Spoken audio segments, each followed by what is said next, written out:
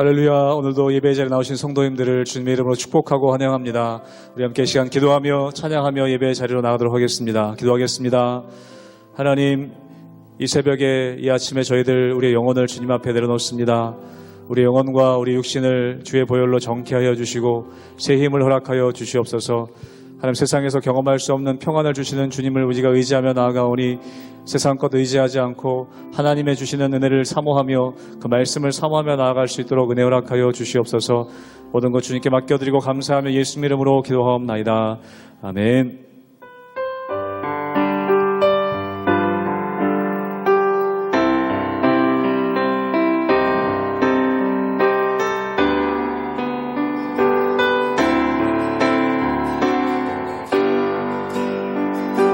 내 영혼의 극히 내 영혼의 극히 깊은 데서 맑은 과학이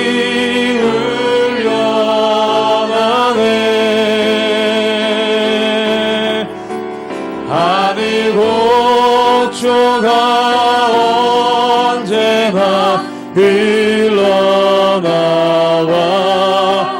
내 영혼을 거의 사네. 평화로다.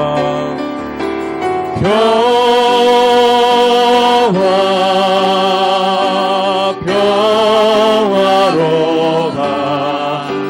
하늘 위에서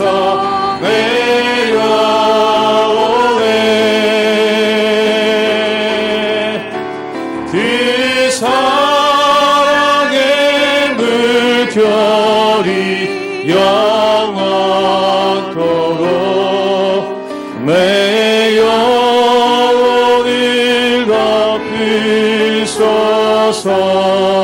내 마음속에 솟아난 평화는 내 마음속에 솟아난 이 평화는 깊이 묻힌 보배로다.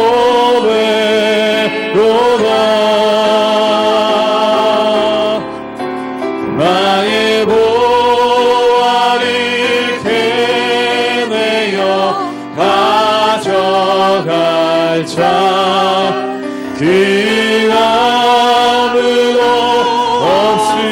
없으리라. 평화로다.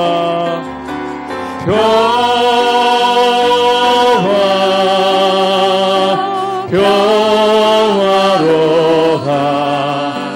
하늘 위에서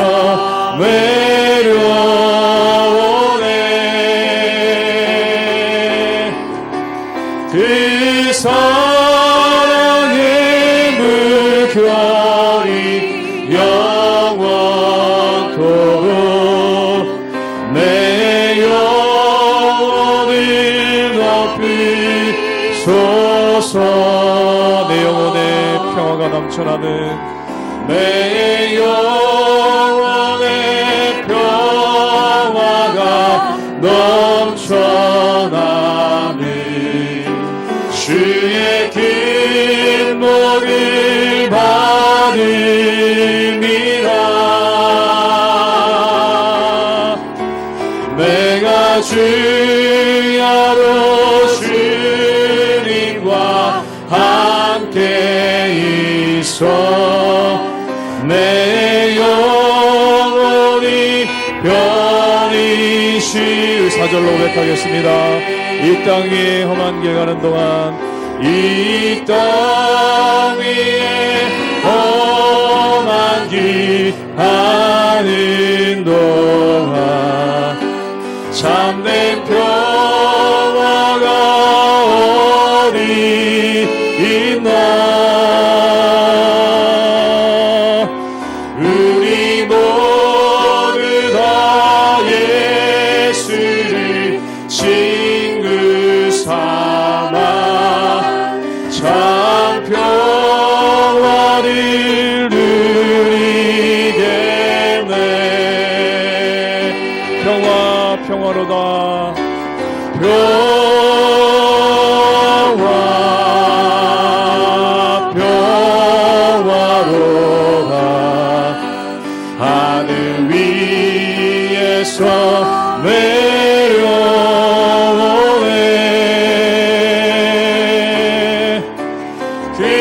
사랑의 물결이 영원토록 내 영혼이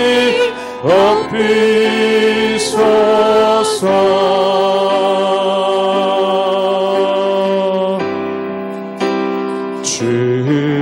주님은 신실하고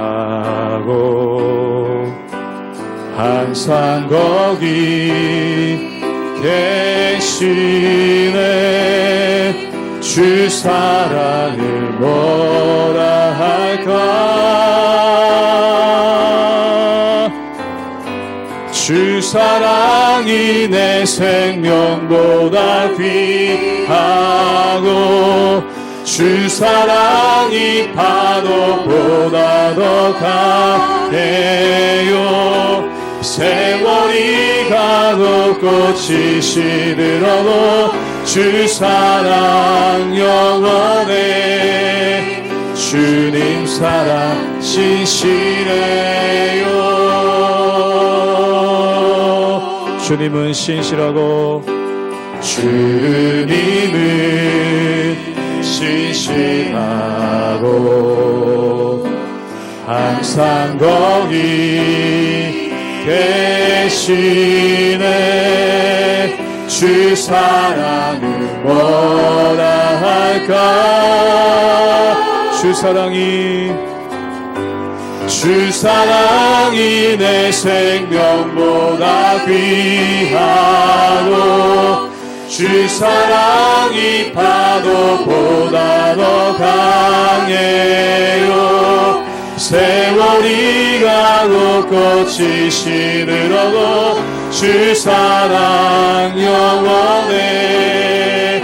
주님 사랑 신실해. 주 사랑이 내 생명보다 귀하고 주 사랑이 파도보다 더 강해요. 세월이 가고 꽃이 시들어도 주 사랑 영원해. 주님 사랑. 한 번 더 고백합니다. 주 사랑이 내 생명보다 주 사랑이 내 생명보다 귀하고 주 사랑이 파도보다 더 강해요. 세월이 가고 꽃이 시들어도 주 사랑 영원해. 주님 사랑 신실해요.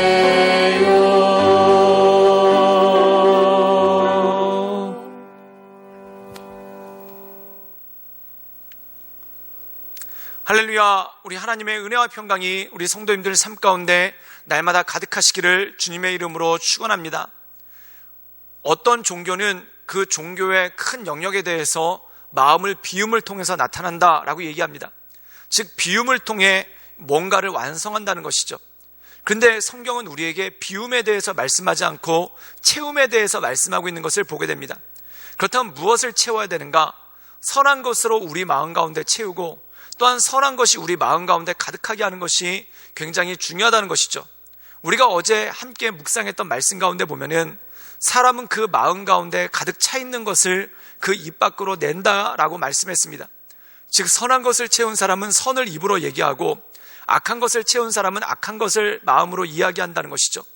그렇다면은 우리 안에 무엇을 채우는 것이 중요한가? 즉 선한 것을 채워간다는 것입니다. 성령 충만하다는 것은 무엇입니까? 우리 안에 성령을 가득 채워서 이 성령의 역사가 우리 삶 가운데 흘러 넘치게 하는 것, 이것을 바로 충만이라고 얘기하죠. 즉 우리는 늘 충만함으로 주님의 영으로 또한 하나님의 은혜로 우리의 삶을 충만하게 채워가는 것이 굉장히 중요하다는 것입니다. 사랑하는 여러분, 우리가 오늘 하루 살아갈 때 주님이 주신 은혜로 말미암아 또한 이 말씀을 묵상하고 이 말씀을 상고함을 통해 하나님의 은혜가 여러분의 마음 가운데 날마다 가득 넘쳐나시기를 주님의 이름으로 축원합니다. 마태복음 12장 38절에서 50절까지의 말씀입니다. 그때 서기관과 바리새인 중 몇 사람이 말하되 선생님이여 우리에게 표적 보여주시기를 원하나이다. 예수께서 대답하여 이르시되 악하고 음란한 세대가 표적을 구하나 선지자 요나의 표적밖에는 보일 표적이 없느니라. 요나가 밤낮 사흘 동안 큰 물고기 뱃속에 있었던 것 같이 인자도 밤낮 사흘 동안 땅속에 있으리라. 심판때 니느웨 사람들이 일어나 이 세대 사람을 정죄하리니 이는 그들이 요나의 전도를 듣고 회개하였음이거니와 요나보다 더 큰 이가 여기 있으며 심판때 남방 여왕이 일어나 이 세대 사람을 정죄하리니 이는 그가 솔로몬의 지혜로운 말을 들으려고 땅끝에서 왔음이거니와 솔로몬보다 더 큰 이가 여기 있느니라. 더러운 귀신이 사람에게서 나갔을 때 물 없는 곳으로 다니며 쉬기를 구하되 쉴 곳을 얻지 못하고 이에 이르되 내가 나온 내 집으로 돌아가리라 하고 와보니 그 집이 비고 성소되고 술이 되었거늘 이에 가서 저보다 더 악한 귀신 7을 데리고 들어가서 거하니 그 사람의 나중 형편이 전보다 더욱 심하게 되느니라. 이 악한 세대가 또한 이렇게 되리라. 예수께서 우리에게 말씀하실 때에 그의 어머니와 동생들이 예수께 말하려고 밖에 섰더니 한 사람이 예수께 여짜오되 보소서 당신의 어머니와 동생들이 당신께 말하려고 밖에 서 있나이다 하니 말하던 사람에게 대답하여 이르시되 누가 내 어머니이며 내 동생들이냐 하시고 손을 내밀어 제자들을 가리켜 이르시되 나의 어머니와 나의 동생들을 보라. 누구든지 하늘에 계신 내 아버지의 뜻대로 하는 자가 내 형제요 자매요 어머니이니라 하시더라.